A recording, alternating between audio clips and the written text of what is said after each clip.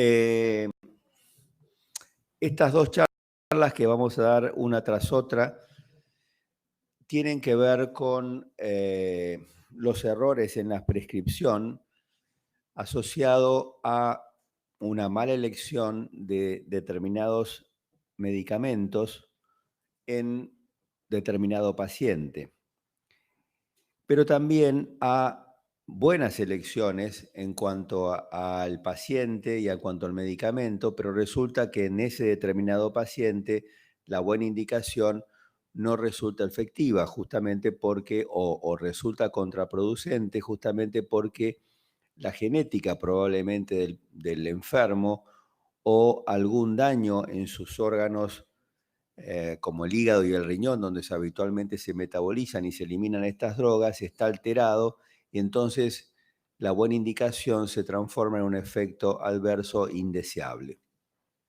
Durante todo este mes vamos a estar recalcando lo que son buenas técnicas de farmacodinamia, farmacovigilancia y farmacología clínica para tratar de que mediquemos lo mejor posible.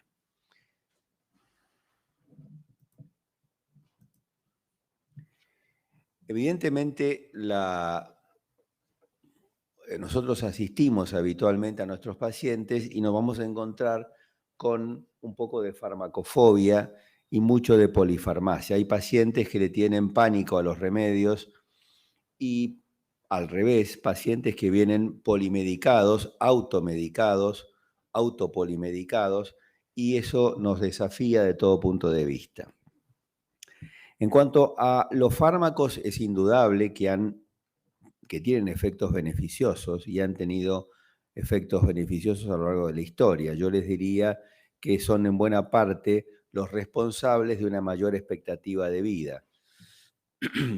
Se debe al buen uso de los fármacos, por lo menos una expectativa de vida que ha ido avanzando a lo largo de los siglos, y hoy la expectativa de vida a nivel, les diría yo, universal, es de alrededor de 73 años, cosa totalmente impensada en un siglo posterior, ni siquiera en el siglo pasado, a mediados del siglo pasado.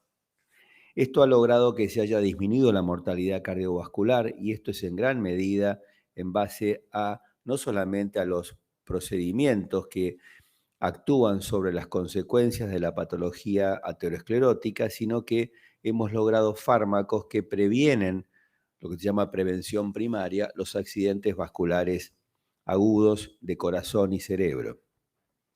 Además, aumentan la calidad de vida en enfermedades reumáticas y tumores, fundamentalmente porque se manejan las consecuencias de estas enfermedades reumáticas y tumores, como los dolores, y es innegable los progresos en la prevención de enfermedades infecciosas como las vacunas. Yo diría que del podio de grandes avances en cuanto a la medicina y a la farmacología, no cabe duda que el primer premio se lo ganan las vacunas, y si no, basta con ver la evolución de los últimos 2 años de la pandemia para darnos cuenta que las vacunas han cambiado la evolución de una enfermedad de reciente aparición.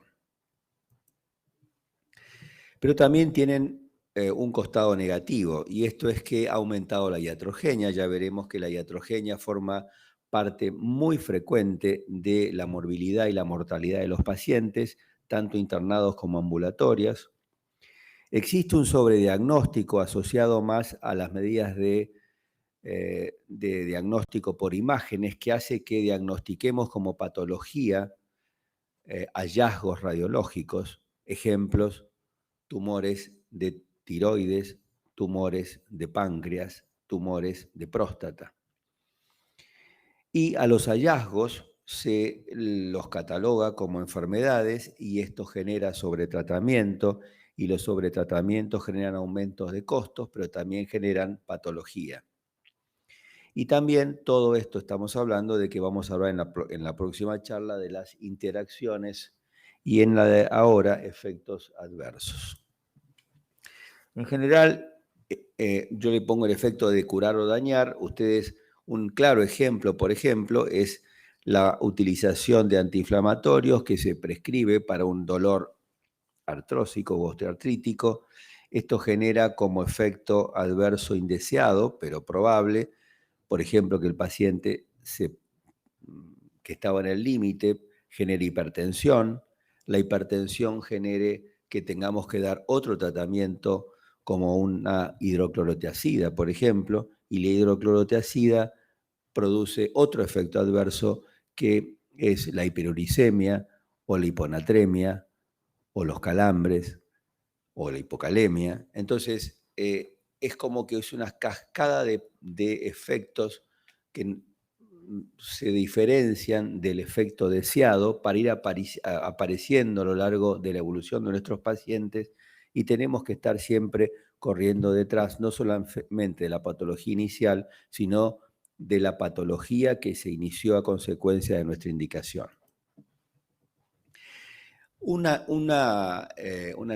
análisis que alteró enormemente a la población médica fue un análisis del Instituto de Medicina que se estudió en el año 1999 y se publicó en el año 2000, donde decía que la iatrogenia era responsable de, se producía, digamos, de alguna manera entre el 4 al 9% de los pacientes internados. Esto significaban entre 44.000 y 98.000 muertes al año. En Estados Unidos estamos hablando. Era la octava causa de mortalidad. Piensen ustedes que los accidentes vehiculares en aquella época llevaba 43.458 muertes y un cáncer de mama 42.000 muertes. Así que duplicaba prácticamente el número de muertes por cáncer de mama. Y entre otras cosas, en un estudio paralelo, se asoció a los fármacos al 14% de las descompensaciones cardiovasculares. Esto quiere decir que el 14% de los pacientes que se internaban por insuficiencia cardíaca lo hacían por algún fármaco que había deteriorado su estado clínico.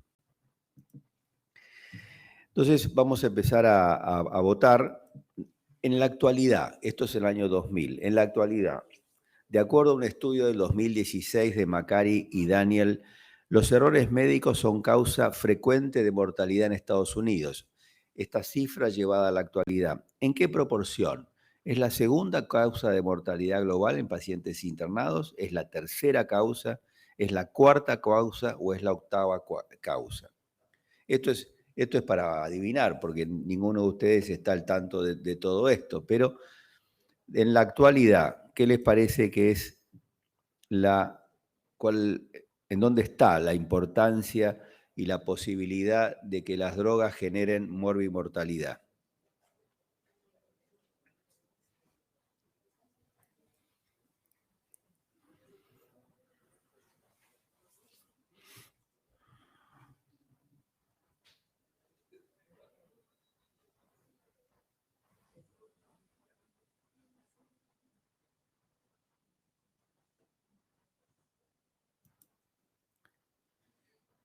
Bueno, la mayoría de ustedes puso la cuarta o la octava.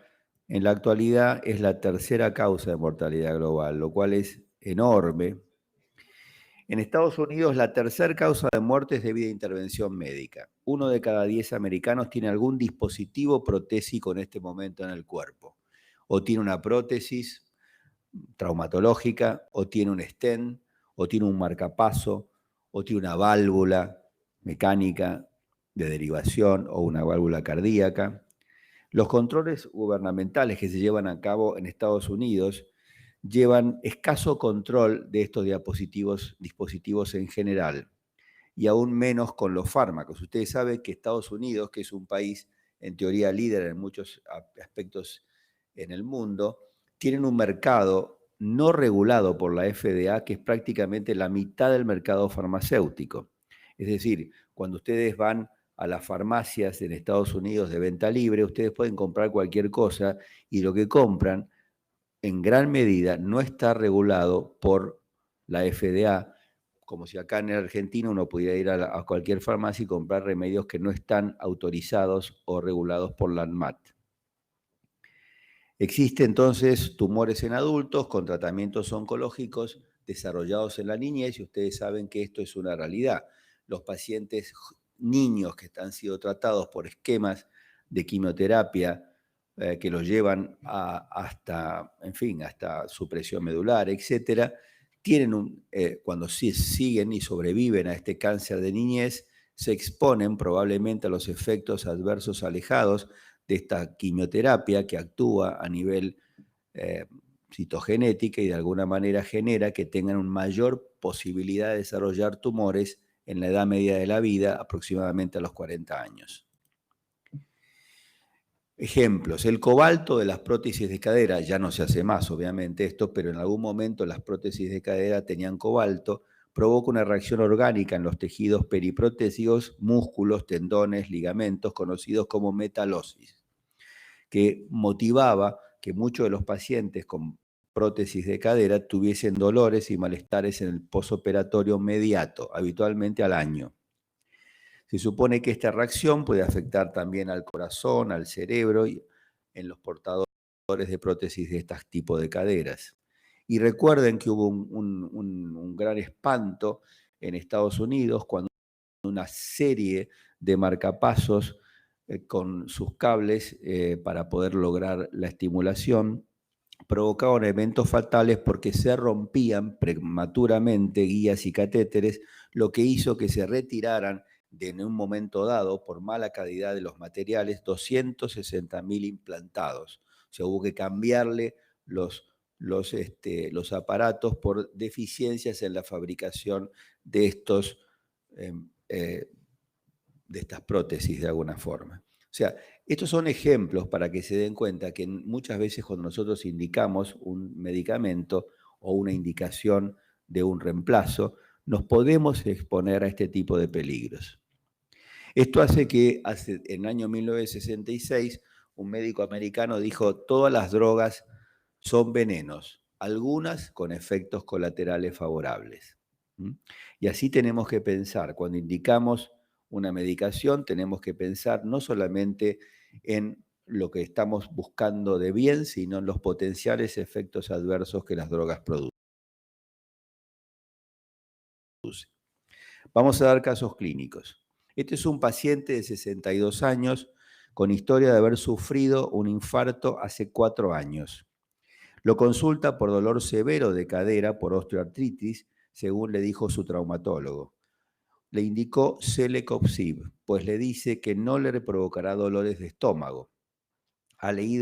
El paciente leyó en el diario o en internet, no hace falta que compre el diario, que los antiinflamatorios son dañinos para los pacientes cardiológicos. De acuerdo a su parecer, ¿cuál de las siguientes opciones es el tratamiento de elección para un paciente de estas características? Darle acetaminofeno, oxicodona, ibuprofeno, diclofenac o Celecoxib. ¿Ustedes qué le indicarían, teniendo en cuenta, digamos, las características de los fármacos y las características de este paciente?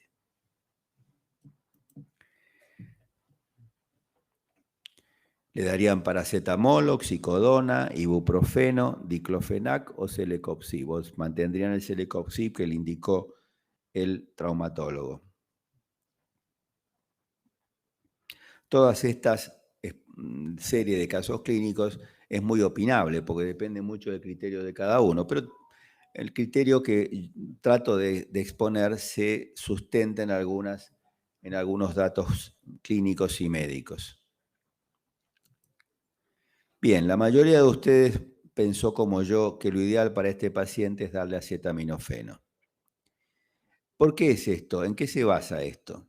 Bueno, fíjense ustedes, esto es una historia de todos los años, pero en el año 2010, por ejemplo, la Sociedad Europea de Cardiología dijo que el riesgo de accidente vascular cerebral y accidentes vasculares en general con los diferentes antiinflamatorios tienen estos valores. Fíjense ustedes, a ver si estoy bien acá, sí. Fíjense que ustedes todos tienen entre un 28 y un 86% mayor posibilidad de tener un daño o un accidente vascular con cualquiera de los antiinflamatorios que tenemos nosotros y que consideramos menos dañinos, como el ibuprofeno y el naproxeno. Pero todos tienen efectos, todos tienen un valor estadístico en cuanto al riesgo de exponer al paciente si se toman en cierta medida, por tiempo determinado, provocar algún riesgo cardiovascular asociado.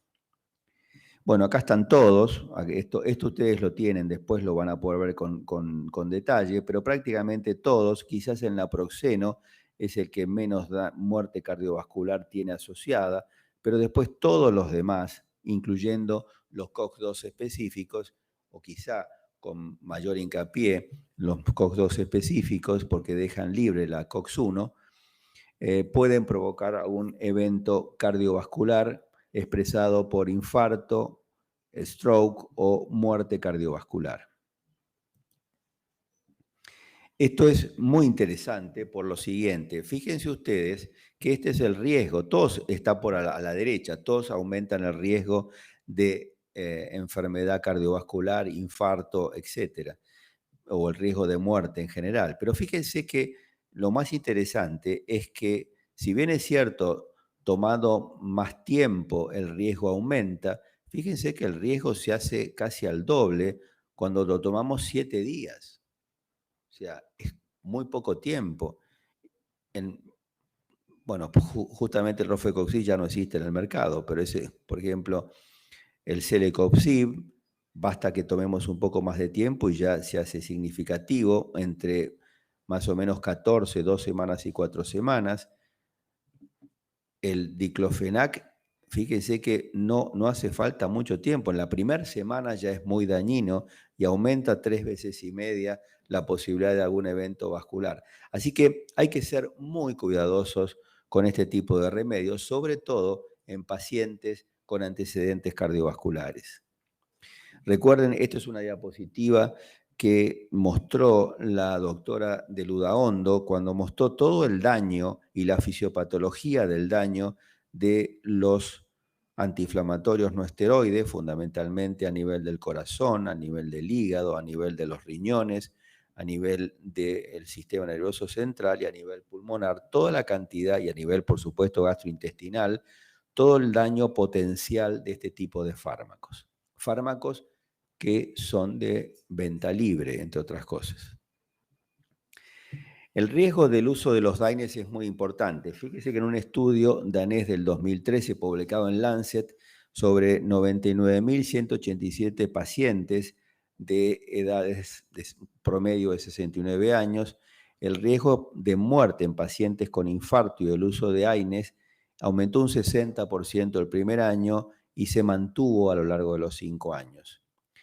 Esto fue para todos los AINES, incluyendo, como les dije, el naproxeno y el ibuprofeno, aumentaban el riesgo de internaciones por insuficiencia cardíaca y el riesgo de sangrados digestivos, siendo tanto el naproxeno como el ibuprofeno los fármacos de más difundida indicación en Argentina.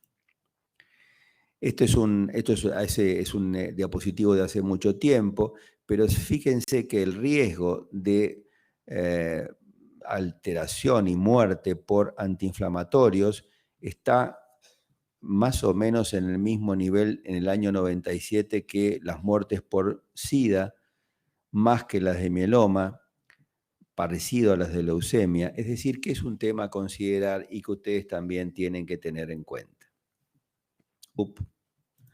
¿Me lo ponés que se me saltó? No sé por qué.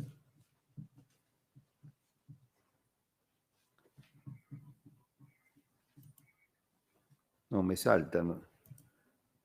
Ponés otra vez, Natalia, y me lo avanzás vos de allá porque habrá avanzado. Ahí está. Me parece que salteamos algunos, ¿eh? Sí, el anterior. Ahora sí. Bueno, fíjense que hace poco ustedes habrán leído que en Estados Unidos entró una vorágine de temor a la utilización de los opioides. El uso, fíjense, este es el uso tóxico de la heroína, es el uso prohibido de la heroína, Fíjense el porcentaje de muertes con cocaína, que es mucho mayor, pero fíjense cómo ha aumentado el número de muertes por analgesia opioide. Es decir, esto podemos pensar que es por toxicidad, que el paciente se droga con este tipo de derivados, pero los analgésicos opioides indicados por los médicos también son fuente de mortalidad y ha aumentado más en proporción que el uso de drogas ilícitas. Esto alertó mucho a la población, a los médicos americanos, y prácticamente hicieron toda una serie de medidas para dificultar de alguna manera la indicación de opioides como analgesia. Ustedes saben que en Estados Unidos, por un dolor de muelas, el odontólogo le daba opioides al paciente. Esto está en revisión justamente por esto que estamos viendo. Entonces, fíjense que a medida que aumenta el número de ventas de opioides, aumenta la mortalidad de manera paralela. Esto es un riesgo enorme. Los opioides, la clase pasada hablamos de los pacientes terminales y hablamos del uso de opioides. Hay que saber manejar este tipo de sustancias. El 38% de la población americana, 92 millones de personas, recibieron opioides en el año 2017. En 2015 como indicación médica, 5%, 12 millones, fue por mal uso certificado, y 1%, 2 millones de personas quedaron adictos a los opioides.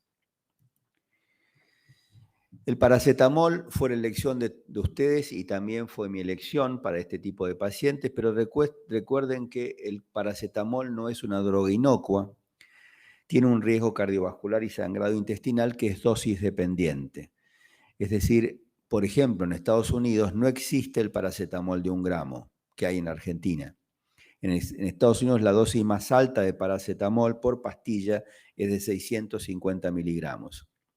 En general, la FDA redujo la dosis diaria de paracetamol de 4 a 3.2 gramos y aún menores frente al consumo de alcohol. Recuerden ustedes que el paracetamol en dosis altas puede ser hepatotóxico. En general, la dosis de liberación es rápida, no tienen como acá también que hay dosis de liberación lenta, y eliminaron el paracetamol de los productos combinados. Recuerden ustedes que aquí en Argentina existe varios antiinflamatorios que vienen combinados con paracetamol. En Estados Unidos eso no está, justamente por la toxicidad asociada al paracetamol. Así que también hay que tener cuidado. Yo les diría que no pasen de 3 gramos día, y ya vamos a ver más adelante algunos casos en especial donde la dosis es aún menor. Bueno, esto es simplemente un recuerdo de que cada tanto en Argentina, yo por ejemplo la semana pasada apareció en un diario de La Plata el porcentaje de pacientes dañados con efectos adversos de medicamentos. Cada tanto en los diarios se hacen eco de este problema.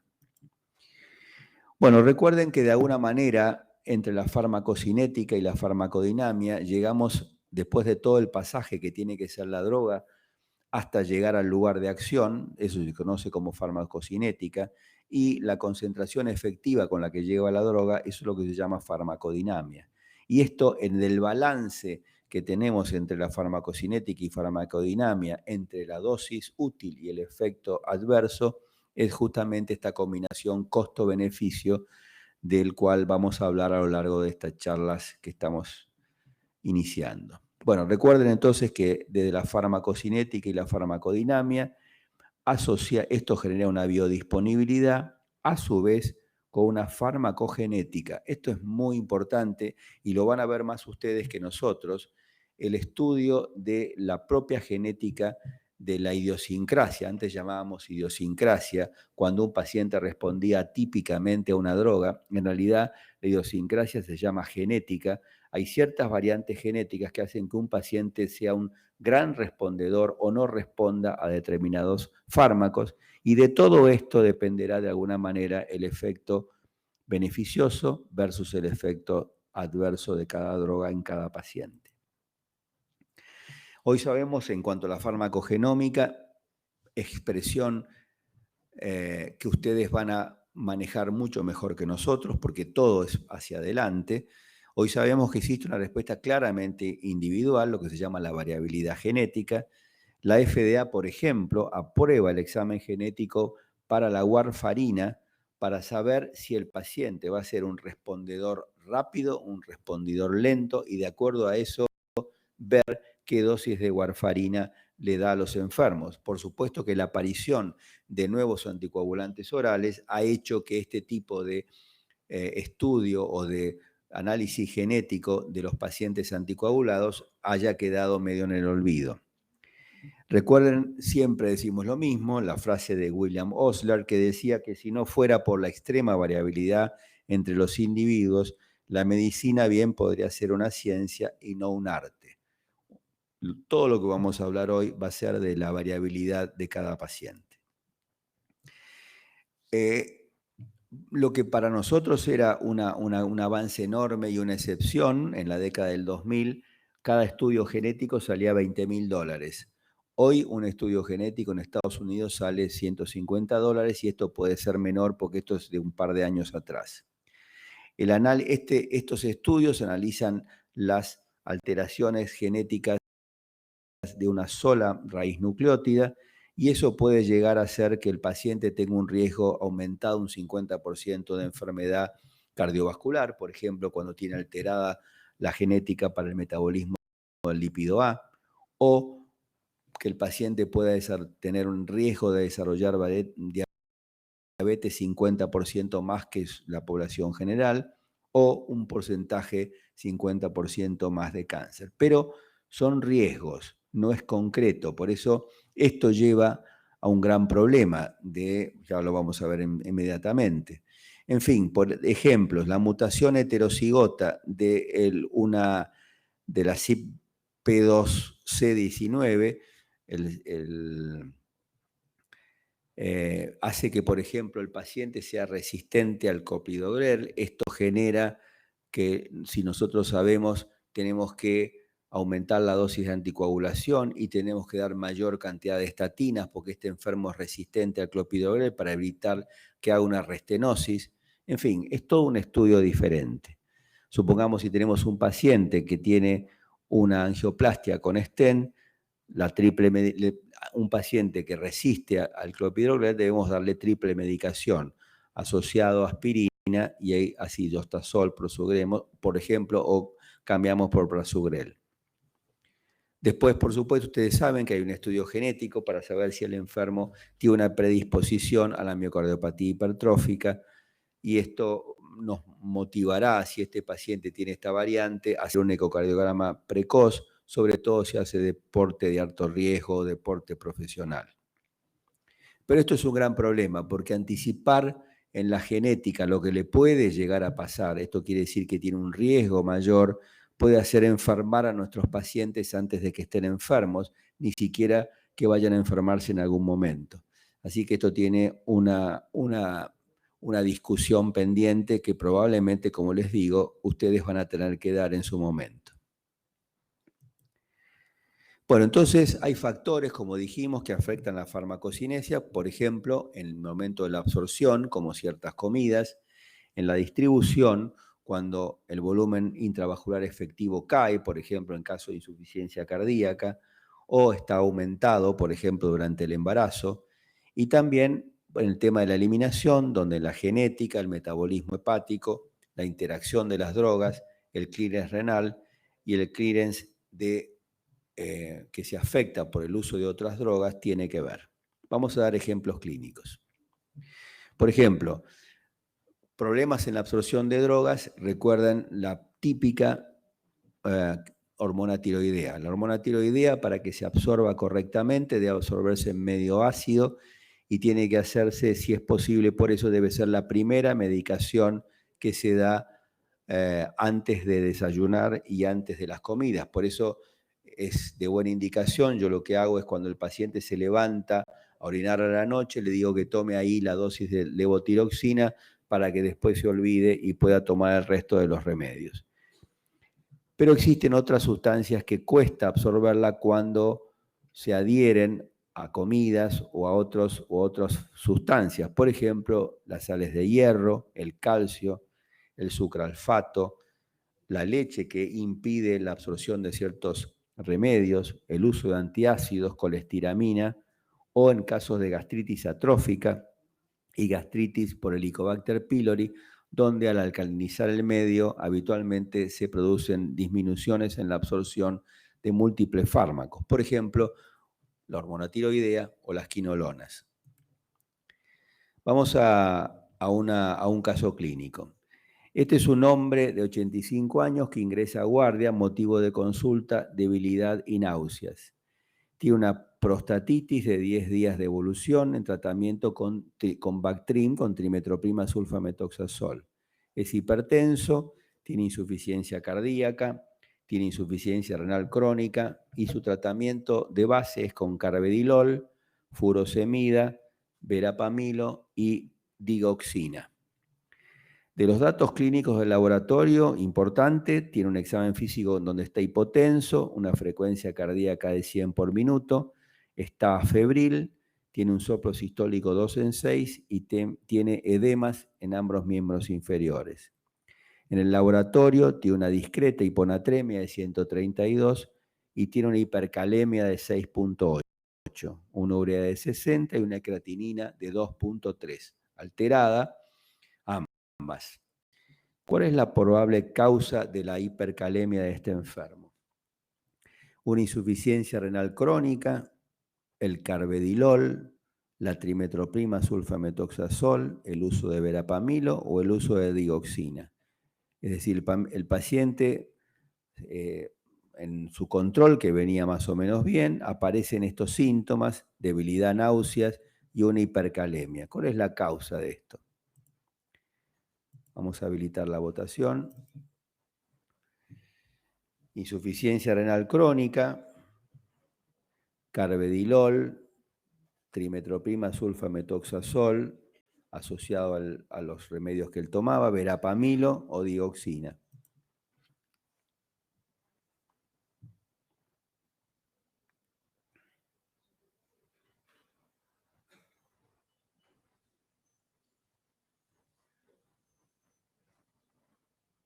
Está mal, no es hipocalemia, es hipercalemia, porque estaban 6.8 de miliequivalentes litros. Si fuera hipocalemia, podríamos pensar que la digoxina empeora, pero esto es hipercalemia.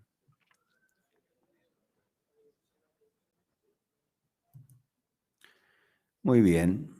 Un porcentaje, un tercio más o menos de ustedes dijo que la trimetoprim sulfametoxazol puede ser la causa. Un paciente de 85 años con esa función renal habitualmente no genera hipercalemia, tiene que estar mucho peor para eso. Entonces, ¿cuáles son las drogas que producen hipercalemia y que ustedes tienen que estar atentos a su indicación? Los inhibidores de ECA puede ser uno de ellos, los bloqueantes ARA2 puede ser uno de ellos, los diuréticos ahorradores de potasio, los antialdosterónicos puede ser uno de ellos. La trimetoprim sulfametoxazol es una importante causa de hipercalemia en este tipo de pacientes añosos. Los antiinflamatorios que estábamos hablando recién y los sustitutos de la sal, habitualmente las sales de potasio, cuando el paciente de forma desmedida lo utiliza como sustituto de la sal, también pueden provocar hipercalemia en determinadas circunstancias. Entonces, el uso de Bactrim, recuerdan que el Bactrim ha vuelto a indicarse sobre todo en las infecciones de piel o de tejido celular subcutáneo asociados al estafilococo de la comunidad. Es una indicación frecuente de infectólogos y clínicos la utilización de Bactrim. Hay que tener cuidado en pacientes ancianos e insuficientes renales que tengan o que se indiquen este tipo de fármacos. Y además, sobre todo si están asociados a ECA inhibidores, a los priles, o si está asociado a ARA2, a los sartanes. cuando se los asocia con corticoides en alta dosis, también puede aumentar el efecto sobre, digamos, hipercalémico. La acción de la trimetoprim sulfametoxazol es parecida a la amiloride, ahorra potasio, disminuyendo un 40% su excreción. Y si uno hace una comparación, la trimetoprim sulfametoxazol es un antibiótico que no siempre es bien tolerado, sobre todo en el contexto que estamos hablando, pacientes añosos o insuficientes renales, dado que puede aumentar la mortalidad si se lo compara, por ejemplo, con penicilino derivados. Esto es otro caso clínico, es un hombre de 70 años traído de emergencia por su familia. El motivo de consulta fue un estado confusional, está verborrágico, con ideas paranoicas, de asesinato, de viajes nocturnos. Tiene como antecedentes fatiga, letargia, confusión creciente de 2 semanas de evolución. El paciente es un parkinsoniano, hipertenso, tiene infecciones urinarias recurrentes, está fibrilado y como tratamiento tiene está anticoagulado con acenocumarina, está medicado con diltiazem, por las infecciones urinarias se le agregó ciprofloxacina, tiene lansoprazol, seliginina, que es un antiparkinsoniano, hidroclorotiazida, enalapril y además toma ginseng. De los datos del laboratorio, el paciente está discretamente normotenso, 140-80, tiene 70 años, tiene 80 de pulso, no está con temperatura, no tiene foco neurológico y en el laboratorio tiene una hemoglobina de 13, 8.000 blancos, sodio 135, potasio 3.9, bicarbonato normal, urea discretamente aumentada, creatinina discretamente aumentada y un INR de 1.9. No está totalmente anticoagulado, pero tampoco tiene ningún motivo para, en principio, preocuparse por allí. La tomografía computada de cerebro fue normal. ¿Qué haría usted como próximo paso en un paciente de estas características? Haría una resonancia rotaría el antibiótico, haría una resonancia de cerebro, haría una PL, haría un electroencefalograma, haría una PL y hemocultivos. Ninguna de las cosas que estoy proponiéndoles está del todo mal, pero ¿qué harían ustedes? ¿En qué pensarían con este enfermo, con estas características, un trastorno del sensorio asociado a este cuadro clínico que estamos hablando? ¿Rotarían el antibiótico? ¿Haría una resonancia? ¿Haría una PL? ¿Harían un electroencefalograma? ¿Haría una PL y hemocultivos?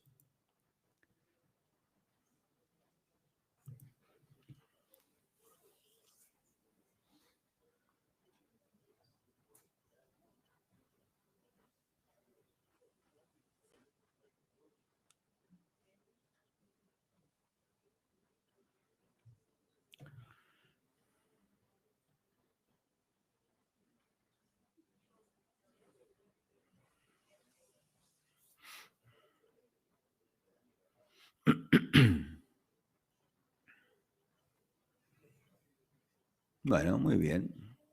Muy bien, la mayoría pensó como yo. Yo rotaría el antibiótico. Después vamos a ver por qué. Por supuesto que podemos pensar que el señor tiene una encefalitis, sí, es cierto, pero yo quizá pensaría en esto. Vamos a agregar una segunda pregunta. Hombre de 58 años consulta por dolor quemante en el pie, sin signos de inflamación ni edema. Como antecedentes es alcohólico, abstinente desde hace 3 años. Es un diabético tipo 2, tiene hipertensión arterial, enfermedad coronaria, hace una semana consulta en guardia por un catarro de vías aéreas superiores. En el examen físico irrelevante, tratamiento actual, rosuvastatina 10 miligramos, metformina 2 gramos día, enalapril 20 miligramos día, amlodipina 10 miligramos por día y le indicaron en la guardia levofloxacina 750 miligramos por día para su catarro. ¿Qué conducta le parece más apropiada en relación al síntoma del paciente, que es ese dolor quemante en el pie? Entonces, ustedes dicen, ¿les parece iniciar vitamina B12, suspender la rosuvastatina, suspender la levofloxacina o suspender la amlodipina. ¿Qué les parece a ustedes?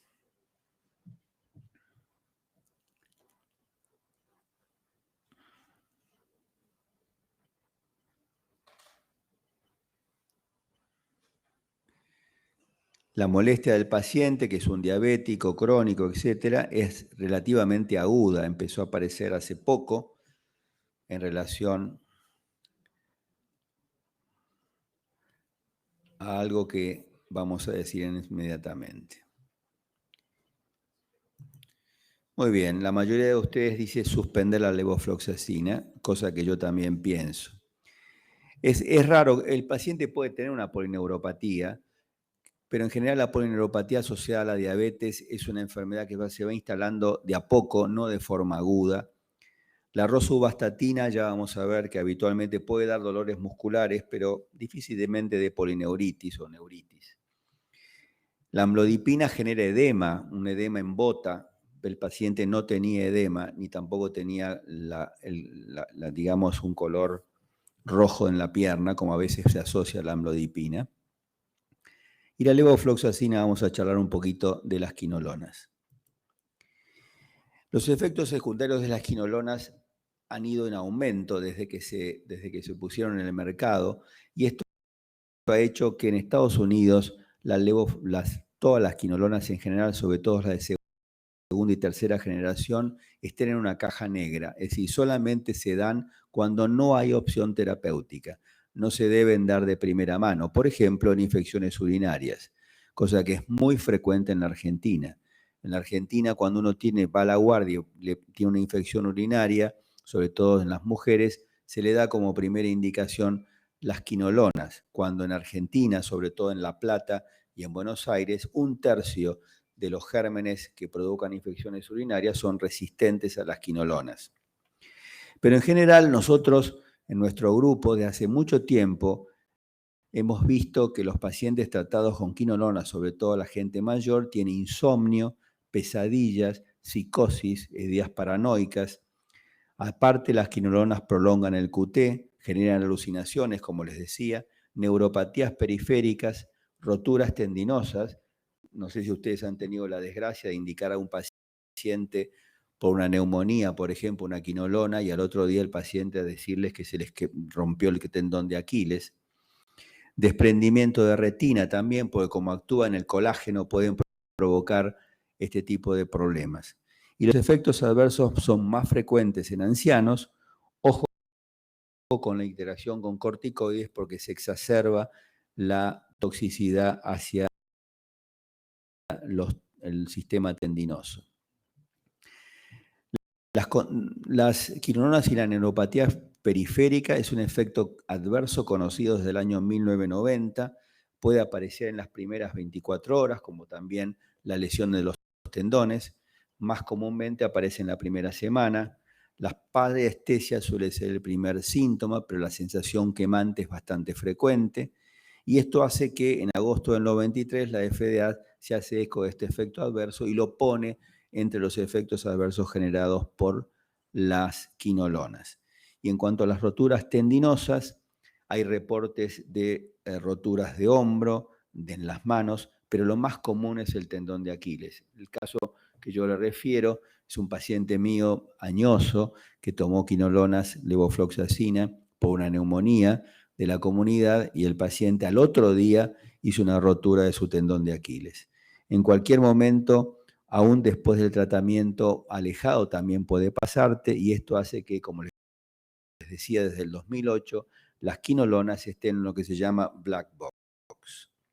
O sea, indicamos quinolonas de tercera generación solamente cuando no tenemos una opción terapéutica menos dañina. Este es un hombre de 73 años, consulta por disnea paroxística nocturna y ortopnea, refiere aumento de 15 kilos en el último mes y además se queja de torpeza visual. Es un diabético tipo 2 con insuficiencia renal crónica, enfermedad coronaria, hipertensión arterial, insuficiencia cardíaca, y está tratado con gliburide, metformina, lisinopril, pioglitazona, carvedilol, espironolactona y nortriptilina por trastornos del sueño.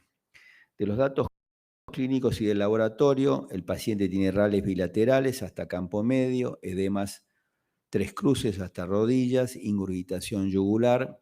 En el laboratorio tiene un hematocrito de 32, 37 hace un mes, urea 80, creatinina 1.5. ¿Cuál de las drogas que recibe este paciente es probable que pueda haber aumentado su sintomatología de insuficiencia cardíaca?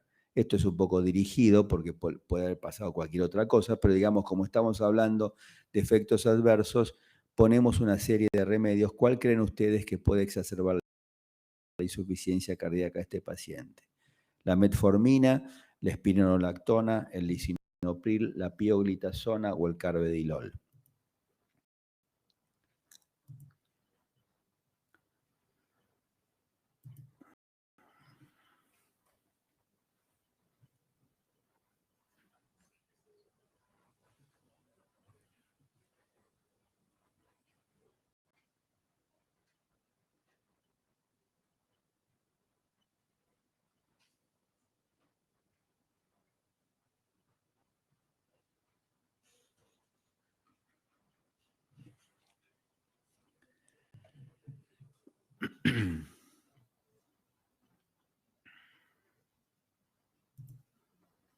Bien, las glitazonas. Esto ha hecho que la rosiglitazona, por ejemplo, salga del mercado. La ros y la pioglitazona por igual, en realidad la pioglitazona parecía que tenía menos efecto, producen ambas una anemia dilucional, un recrudecimiento, una insuficiencia cardíaca, por eso en general la pioglitazona, que todavía sigue en el mercado, hay que tratar de elegir bien a los enfermos a los que se le da.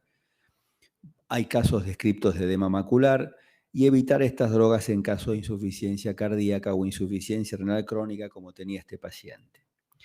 Estos son un estudio que se comparó la rosiglitazona y la pioglitazona y vemos que son bastante parecidos.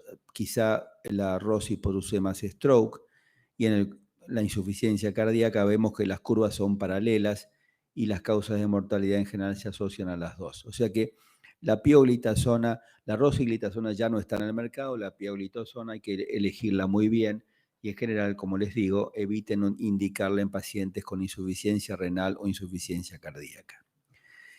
Y siempre, como decíamos recién, cada vez que un paciente se descompensa por insuficiencia cardíaca, piensen en el uso automedicado a lo mejor o indicado por un familiar de antiinflamatorios en el paciente que cursa insuficiencia cardíaca. ¿Por qué? Porque interfiere con la biosíntesis de prostaglandinas renales, los inhibidores de la COX, e interfiere con el efecto de las drogas que normalmente damos para la insuficiencia cardíaca, como ECA inhibidores y diuréticos. Recordemos que en toda descompensación de la insuficiencia cardíaca hay que preguntarle por alguna alteración de la dieta, una transgresión dietética, un aumento de la ingesta de sal indebida, el uso de antiinflamatorios no esteroides y en el caso de que sea diabético, el uso de pioglitazona reciente. Esta es una mujer de 66 años, motivo de consulta: confusión e hipotensión instalados en forma brusca, refiere vómitos de sangre. En el examen físico tiene hipotensión arterial con signos de ortostatismo, taquicardia, presenta en la guardia episodio de hematemesis. En el laboratorio tiene un hematocrito de 29, 37 hace un mes, tiene una urea de 89 y una creatinina de 1.1. La paciente tiene como antecedentes hipertensión arterial, osteoporosis, depresión. La paciente está tratada con fluoxetina, enalapril, hidroclorotiazida, acetaminofeno, hormonas, estrógeno y progesterona. ¿Cuál de los anteriores medicamentos puede ser la causa de un sangrado digestivo agudo? Fluoxetina, enalapril, hidroclorotiazida, acetaminofeno, estrógeno la asociación estrógeno y progesterona. ¿Cuál les parece que puede ser un factor de riesgo para sangrado gastrointestinal de estos medicamentos? La fluoxetina es un antidepresivo, el enalapril es un antihipertensivo, la hidroclorotazida es un diurético, el acetaminofeno es un analgésico y un tratamiento hormonal para síntomas menopáusicos, estrógenos y progesterona que esta paciente recibía.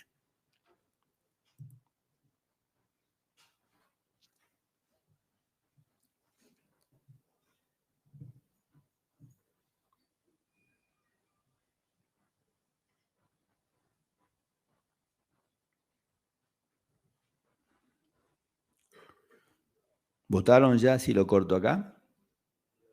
Ya estamos. La fluoxetina. La mayoría de ustedes puso el acetaminofeno, que no está mal.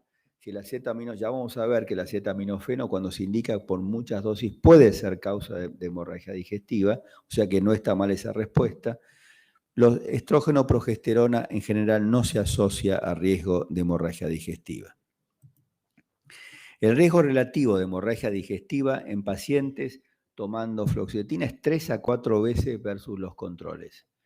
El riesgo se incrementa si se asocia obviamente un antiinflamatorio no esteroide, como siempre, y exige de alguna manera que si nosotros damos este tipo de remedios, pensemos en una gastroprotección en ancianos y sobre todo aquellos que tienen historia de síndrome ácido sensitivo. Los SIRS, como ustedes saben, no solamente producen o tienen aumentado el riesgo 3 a 4 veces de hemorragia digestiva, sino que una gran mayoría de ellos, un 20 y un 50% de los usuarios de esta droga, tienen disfunción sexuales, como retardo en la eyaculación, disminución de la libido, etc., y también hiponatremia. Los efectos metabólicos de otro tipo de drogas, en este caso antipsicóticas, como la olanzapina, la clozapina y la risperidona, generan síndrome metabólico, como ustedes saben, aumentan de peso, hacen un aumento de la resistencia a la insulina y pueden provocar hiperglucemia. Paciente de 70 años, motivo de consulta, somnolencia, confusión y desorientación temporoespacial. En el examen físico es difícil por falta de colaboración del paciente, por el sensorio alterado. El tratamiento actual de este enfermo es metformina, amlodipina, sertralina, omeprazol, tramadol en gotas en dosis variable. El paciente tiene como antecedentes diabetes 2, hipertensión arterial, hernia de hiato y reflujo, lumbalgia crónica agudizada, depresión. Del laboratorio, el enfermo tiene un sodio de 135, una urea de 50 miligramos, una creatinina de 1.5, una hipoglucemia de 40 miligramos por ciento, orina y sedimento normales. ¿Cuál de los anteriores medicamentos puede ser causa del estado confusional? O dicho para ustedes, con esta hipoglucemia se supone que es el responsable del trastorno confusional del paciente. ¿Cuál de las siguientes drogas puede asociarse a hipoglucemia? La sertralina, la amlodipina, el tramadol, la metformina o el omeprazol. No se dejen engañar, ¿eh? Hay remedios que bajan la glucemia, pero que muy difícilmente producen hipoglucemia. ¿Cuál de estas drogas puede potencialmente producir hipoglucemia? Causa del síndrome confusional, por supuesto.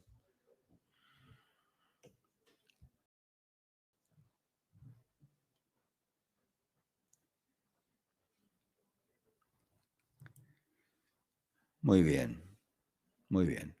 La mitad de ustedes dijo que el tramadol puede hacerlo y esto es cierto. Fíjense que de las hospitalizaciones e hipoglucemia, el JAMA hizo un estudio comparativo entre dos opioides como son la codeína y el tramadol.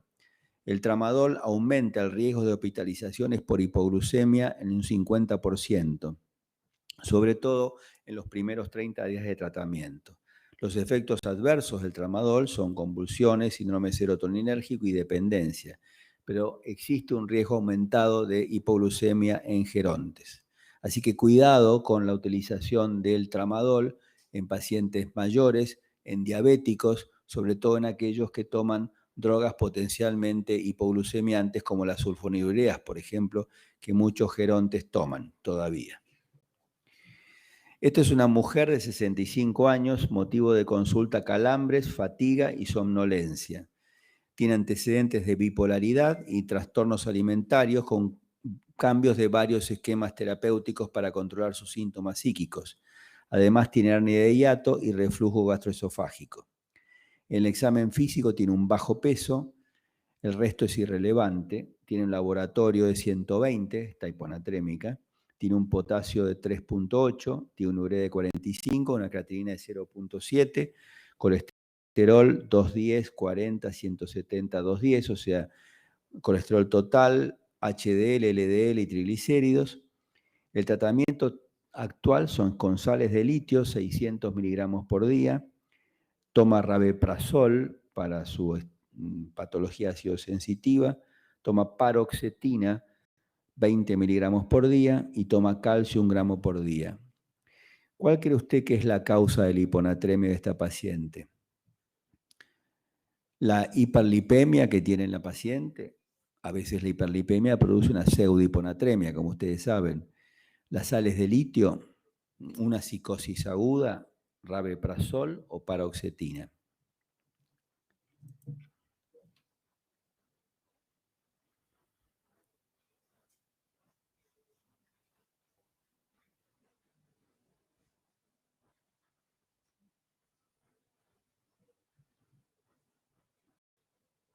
¿Ya votaron?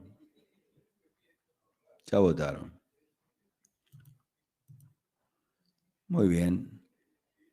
Las sales de litio y la paroxetina. No, en este caso el paciente es probable que sea la paroxetina la que genera la hiponatremia. Las sales de litio habitualmente producen una incapacidad de la secreción de hormona antidiurética y producen hipernatremia, no hiponatremia. Entonces, recuerden nuevamente, los SIRS son los antidepresivos que los clínicos usamos con mayor frecuencia porque los creemos drogas seguras en los pacientes. En los pacientes mayores hay que tener mucho cuidado, sobre todo en los pacientes mayores de 60 años, en las mujeres que son más sensibles a la hiponatremia, en el uso concomitante de diuréticos y en los pacientes con bajo peso. Esta mujer reunía todo, tenía bajo peso, era mujer, usaba diuréticos y aparte creo que no era un adulto mayor, era edad media de la vida, pero tenía varias condiciones que le hacían particularmente riesgoso la utilización de los SIRS. Recuerden que otras drogas que inducen hiponatremia, la hiponatremia es muy frecuente en medicina ambulatoria y sobre todo cuando el paciente se interna, porque todo paciente que se interna libera inapropiadamente hormona antidiurético por dolor, por miedo, por muchas cosas. Entonces, la hiponatremia es una condición muy frecuente del enfermo internado. ¿Cuáles son otras drogas que lo producen? Las hidroclorotiacidas. Recuerden que la indapamida también es una hidroclorotiacida. Bueno, los SIRS, los inhibidores de recaptación de serotonina, los inhibidores duales de serotonina y noradrenalina, los antiinflamatorios no esteroides para variar, la carbamazepina y también los pacientes que utilizan éxtasis como droga ilícita pueden también exponerse gravemente a hiponatremia, cosa que vamos a ver en el mes de septiembre cuando vemos de toxicología. Bueno, ya dijimos los factores de riesgo para hiponatremia. Está yendo para el revés, ¿puede ser? ¿Me ayudas para ir para adelante?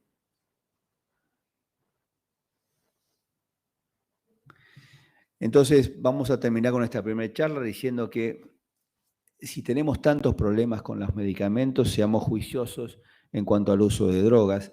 Tenemos que usar pocas drogas y conocerlas a fondo. Nunca con las novedades ser los primeros, por supuesto tampoco ser los últimos, porque eso sería estar poco informados.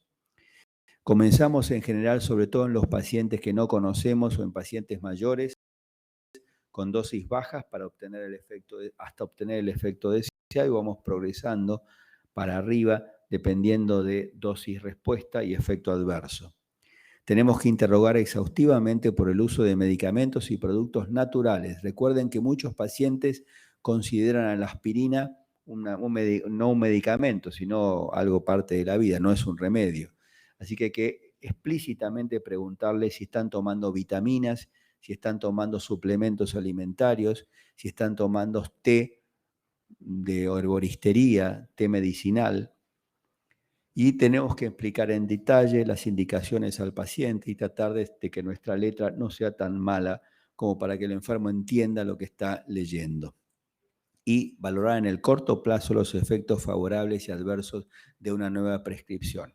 Es de buena clínica decirles, bueno, volvé en 10 días para que charlemos un poco de a ver cómo está esto, o comunicate conmigo, o llamá a un colega para ver cómo respondiste a esta nueva indicación.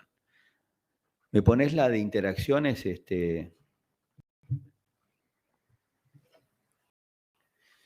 Complementariamente con